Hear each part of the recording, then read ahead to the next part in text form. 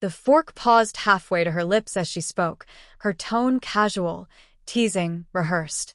"You'd have chosen him if he asked," she said with a smirk, glancing at her parents like she'd just landed the perfect punchline. Silence stretched across the table, broken only by the soft hum of the chandelier and the subtle grind of my utensils. Her mother chuckled nervously. Her father cleared his throat. Everyone avoided looking at me. I didn't blink, didn't argue, didn't ask which hymn she meant. I rose, chair scraping sharply against the tile. A faint, polite smile curved my lips. I thanked her parents for the meal, complimented the roast, folded my napkin neatly on the table, and stepped away. Her smirk lingered in the air behind me, confident it had landed just as intended. She had no idea what she had just handed me. 4 years together. Enough time for her parents to casually call me son, without understanding the conditional weight of the word.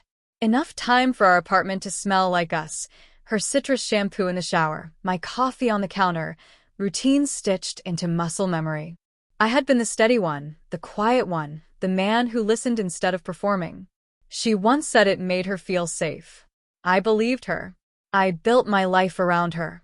Furniture to suit her taste, attentiveness to every unspoken signal, deciphering silences as exhaustion or trouble. I thought intimacy was shown by showing up, by being present, by staying late. Betrayal doesn't shout. It slips in quietly, cloaked in familiarity. The hints were subtle, small enough to doubt, precise enough to notice. Her phone faced down more often. A certain name appearing in conversation would light her eyes for a moment, then extinguish. Laughter came without inviting me in. Details she once shared freely were now guarded. I told myself it was fatigue, paranoia, insecurity. But my body understood long before my mind did, bracing for the inevitable. That dinner was meant to reassure me, a proof that I imagined it all. Families don't joke about leaving men their daughters are about to marry. Except she wasn't joking. When she finally spoke his name, an old friend, almost a past flame, someone she had assured me was long gone, I felt the world tilt. She made no apologies. She savored the reveal, as though it had been rehearsed and perfected. In that moment, I realized something chillingly clear. She expected me to beg, to yell, to forgive. She believed I was predictable.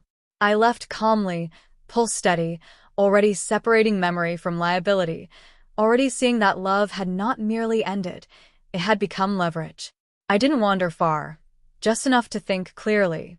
I returned before she did, unlocked our shared apartment, the place she assumed was still hers. I packed meticulously. No haste, no anger. Folding clothes, pairing shoes, sealing toiletries. Nothing was damaged. Nothing stolen. Every item boxed with surgical precision. Edges clean, no excess. I changed the locks, then carried her belongings to the porch, lined up with unflinching order. Coats draped over the railing, plants watered, her ring carefully set on top, catching the light. Silence was my weapon, and I wielded it perfectly. She returned, still smirking, phone in hand, confident in her control. Her expression faltered when she saw the boxes, the precision, the impossibility of her life displayed like evidence. Slowly, her smile gave way to gravity. She knocked, harder, angrier, pleading, desperate. I cracked the door just enough to speak. "You were right," I said, calm. "I already knew." Her eyes searched mine, recalculating. "This isn't how it goes. We need to talk." "We did," I replied. "At dinner." Her parents called. Friends texted. I ignored everything. Through the crack in the door, I slid her a folder. Messages she hadn't deleted, timelines she underestimated, screenshots collected without drama.